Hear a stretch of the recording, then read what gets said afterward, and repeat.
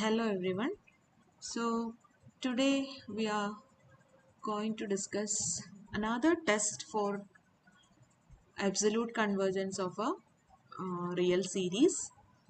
It's a ratio test contributed by the mathematician D. Alembert. So the test is stated like this. You have a sequence xn of non-zero real numbers. Then if we can find out a real number r lying between 0 and 1 and a positive integer k such that the ratio of the subsequent terms xn plus 1 by xn has its modulus less than or equal to this number r, a positive number less than 1 for all n greater than or equal to k. That is, this inequality holds uh, after a finite number of terms. So ultimately, this inequality is satisfied by the non-zero real sequence xn.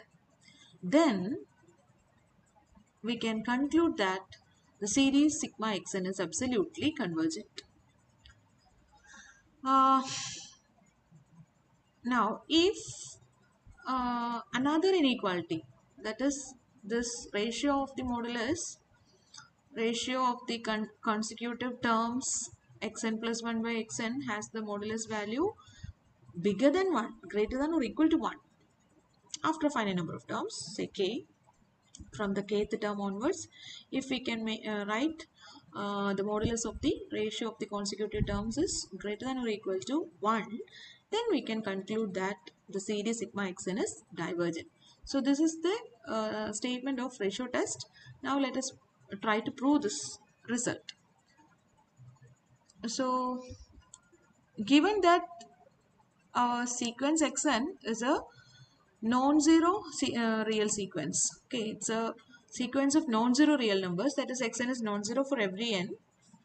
Now first we consider the case when we have a real number r lying between 0 and 1 and a natural number k such that this ratio is less than or equal to r for all n greater than or equal to k. Now this inequality actually represents infinitely many inequalities for all values of n from n equal to k, n equal to k plus 1, etc. For all these values of n, this inequality holds. That means for n equal to k, we will get modulus of xk plus 1 by xk less than or equal to r.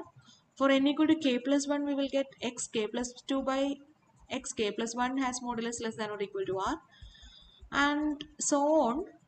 For any n greater than k, I can write modulus of xn less by xn minus 1 less than or equal to r.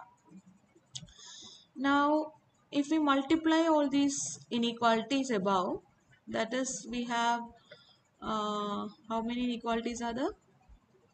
So, on the left hand side, many terms get cancelled. Xk plus 1, the numerator of the first term, is in the denominator of the second term, and so on. So if we multiply all these inequalities, എത്ര inequalities ഉണ്ട് xk plus 1 തുടങ്ങി xn വരെ, അതായത് x1 x2 extra xn എന്ന് x1 x2 extra xk കളഞ്ഞാൽ you will get these terms. So there are n minus k inequalities. So multiplying these inequalities, we will, on simplification, we will get modulus of xn divided by xk less than or equal to r raised to n minus k, that is r raised to n divided by r raised to k for all n greater than k. That is, modulus of xn is less than or equal to modulus of xk divided by r raised to k into r raised to n for all n greater than k. Now this term modulus of xk by r power k is a constant. It's a positive constant, strictly positive constant, since mod xk is strictly positive, since xk is non-zero, and r is also a non-zero positive number less than 1. Now On the right hand side, we have a geometric sequence r power n, and the common ratio r is given that this r has a value lying between 0 and 1.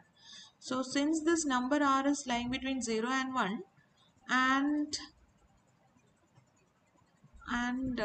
the geometric series sigma r raised to n converges when modulus of r is less than 1, we can say that the right hand side series sigma series c into r power n, which is same as c into sigma r power n, since the series sigma r raised to n is convergent. Then by comparison test, we can say that ഈ വലിയ series in the inequality star, the right hand side series, dominating series is convergent, so that അതിനേക്കാളും ചെറിയ series ആയ sigma mod xn is also convergent by comparison test. Sigma mod xn is convergent means equivalently you can say sigma xn is absolutely convergent. Okay. So this is the proof in the first case. Now we consider the second case. So we start by assuming there exists a case is that modulus of xn plus 1 by xn is greater than or equal to 1 for all n greater than or equal to k. So second case, we assume that there exists a positive integer case such that modulus of xn plus 1 by xn is greater than or equal to 1 for all n greater than or equal to k.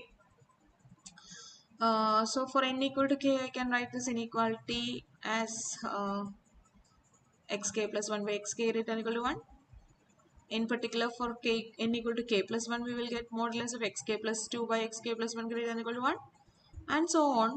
When for n minus 1 greater than or equal to k, we can write modulus of xn by xn minus 1 greater than or equal to 1, where n is greater than k. N minus 1 greater than or equal to k, or n is greater than k. Now if we multiply all these inequalities, n minus k inequalities are there. So if we multiply these inequalities, we will get modulus of xk plus 1 by xk into xk plus 2 by xk plus 1 etc. xn divided by xn minus 1 greater than or equal to, on the right hand side we have 1 in each of the inequalities. You will get this is greater than or equal to 1 for all n greater than k. On simplification, I can write modulus of xn by xn greater than or xn by xk greater than or equal to 1 for all n greater than k. That is, modulus of xn is greater than or equal to modulus of xk for all n greater than k. That means if the limit of mod xn, even if it exists, it is greater than or equal to mod xk, and this mod xk is non-zero, since xk is a sequence, xn is a sequence of non-zero real numbers.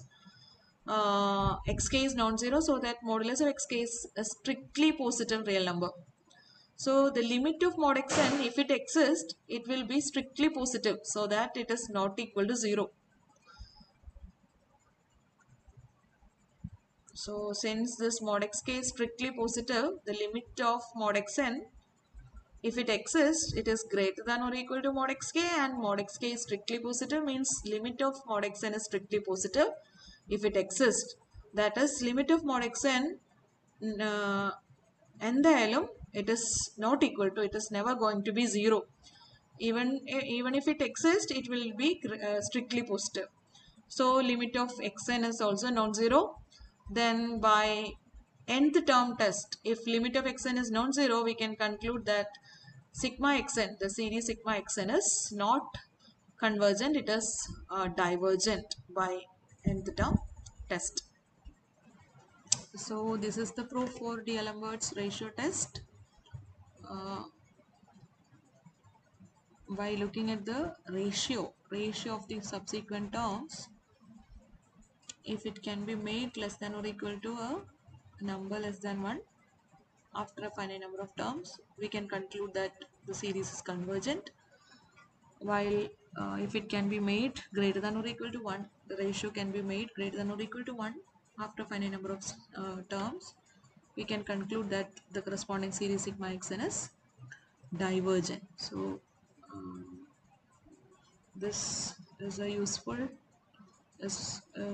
test for checking the absolute convergence or convergence of a infinite of an infinite series of real numbers. Hope it is clear for you.